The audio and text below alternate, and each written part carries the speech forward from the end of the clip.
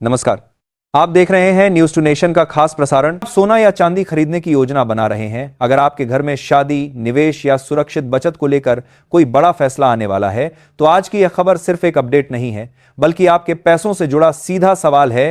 क्योंकि आज देश के सर्राफा बाजार में सोने और चांदी की कीमतों में जो हलचल देखने को मिली है, उसने खरीदारों और निवेशकों दोनों को एक बार फिर सोचने पर मजबूर कर दिया है कि क्या यह सही समय है खरीदारी का या अभी इंतजार करना समझदारी होगी। आज के दिन बाजार में सबसे बड़ा सवाल यही है कि आखिर सोना कितना सस्ता हुआ है, चांदी के भाव में कितनी गिरावट या तेजी आई है और सरकार की तरफ से ऐसा कौन सा नया नियम या संकेत सामने आया है जिसका सीधा असर आने वाले दिनों में सोने चांदी की कीमतों पर पड़ सकता है। क्योंकि यह सिर्फ आज का रेट नहीं है, बल्कि आने वाले हफ्तों की दिशा तय करने वाला संकेत भी हो सकता है। आज की रिपोर्ट में हम आपको सिर्फ आंकड़े नहीं बताएंगे, बल्कि यह भी समझाएंगे कि आपके शहर में इस वक्त 22 कैरेट, 24 कैरेट और 18 कैरेट सोना किस भाव पर मिल रहा है, फरवरी के महीने में कीमतें कितनी नीचे जा सकती हैं, और सबसे अहम सवाल यह कि कब तक सोना सस्ता मिल सकता है और निवेश करने का सबसे सही वक्त आखिर कौन सा हो सकता है।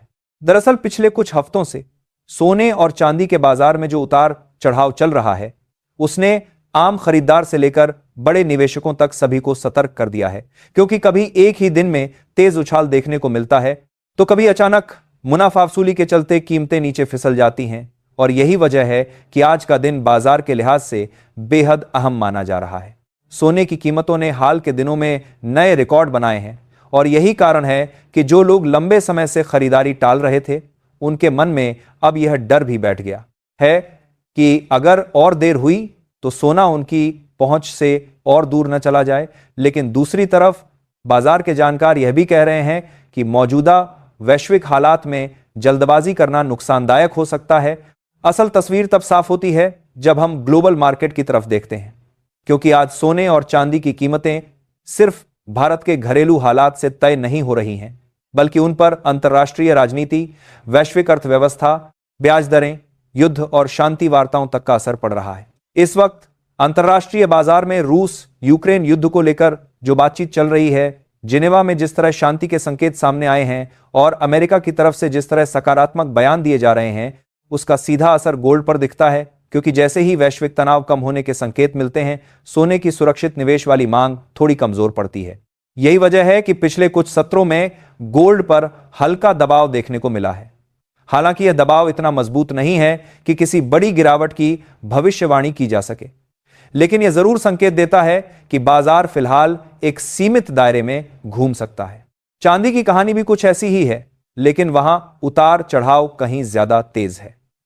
क्योंकि चांदी सिर्फ निवेश का साधन नहीं है, बल्कि इंडस्ट्रियल डिमांड से भी जुड़ी हुई है। और जैसे ही ग्लोबल इंडस्ट्री से जुड़े संकेत बदलते हैं, चांदी की कीमतें भी तेजी से प्रतिक्रिया देती हैं। आज भारतीय सराफा बाजार में चांदी के भाव ने एक बार फिर हलचल मचाई है, जहां 1 किलो चांदी की कीमत में एक ही दिन में हजारों रुपए का अंतर देखने को मिला, जिसने यह साफ कर दिया कि बाजार में स्थिरता फिलहाल दूर की बात है। अब अगर सोने की कैटेगरी के हिसाब से बात करें तो 18 कैरेट, 22 कैरेट और 24 कैरेट तीनों में अलग अलग ट्रेंड दिखाई दे रहा है। क्योंकि ज्वेलरी की मांग, निवेश की जरूरत और टैक्स स्ट्रक्चर तीनों फैक्टर मिलकर कीमत तय करते हैं, और यही वजह है कि हर कैटेगरी में अलग अलग खरीदार सक्रिय रहते हैं। 22 कैरेट सोना, जो भारत में सबसे ज्यादा ज्वेलरी के लिए इस्तेमाल होता है, वहां खरीदार सबसे ज्यादा सतर्क नजर आ रहे हैं। क्योंकि शादी विवाह के सीजन में यही सबसे ज्यादा डिमांड में रहता है, और अगर कीमतों में थोड़ी भी राहत मिलती है तो खरीदारी का दबाव अचानक बढ़ जाता है। 24 कैरेट सोना, जो निवेश और शुद्धता का प्रतीक माना जाता है, वहां बड़े निवेशक हर गिरावट को मौके के तौर पर देख रहे हैं। लेकिन फिलहाल वे भी जल्दबाजी में कदम उठाने के मूड में नहीं हैं, क्योंकि उन्हें ग्लोबल संकेतों का इंतजार है।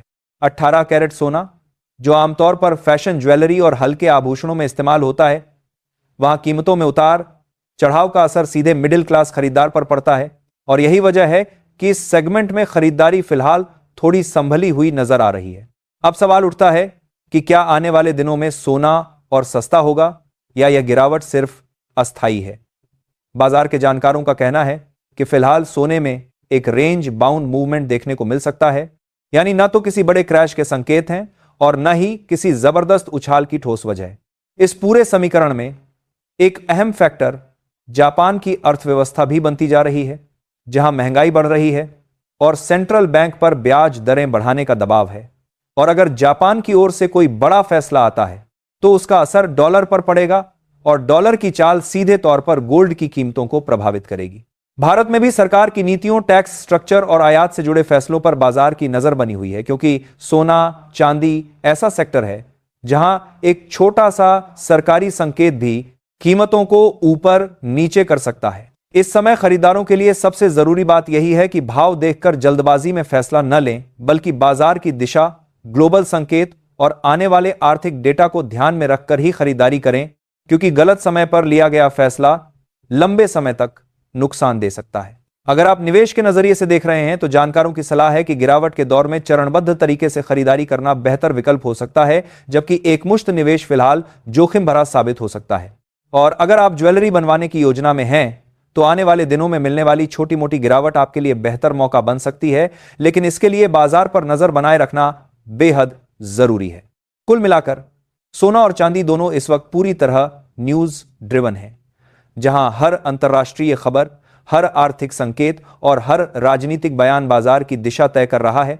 और यही वजह है कि आने वाले दिनों में भी उतार चढ़ाव बना रह सकता है। अब सवाल आपसे है, आपके हिसाब से सोने की सही कीमत क्या होनी चाहिए और क्या मौजूदा भाव आम आदमी की पहुंच में हैं या नहीं?